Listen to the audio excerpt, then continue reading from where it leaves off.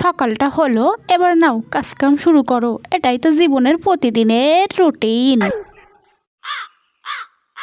সূর্যি মামা উঠছে, যাই আগে জামা কাপড়গুলোই মেলা দেই নেই, আর রোদ চলে গেলে আর জামা কাপড়গুলো শুকাইবো না। চাটা বসামু না, এবার জমিদারগুলোর ঘুম ভাঙবে না। দেখছো রান্নাঘরে কেউ নাই, এমন পাকা রান্নাঘর রাখে, তাহলে কি আমি দুধের লোক সামলাতে পারি? তাড়াতাড়ি খাই। মিনিট আছে, দুধগুলো সব খেয়ে গেল। এবার আমি চা বানাবো কি দিয়ে? শয়তানটা বসে বসে ফোন দেখছে, ওরে আমি নিচ্ছি।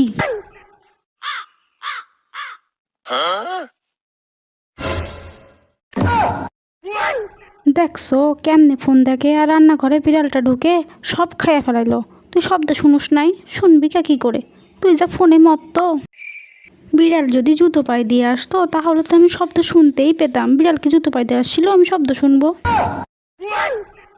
দেখছো কাণ্ড, বিড়াল আবার কবে দিয়ে জুতো পায়ে দেয়? বিড়ালের জুতোর কোম্পানি কি তোর বাপে খুলছিল যে বিড়াল জুতো পায়ে দেবে?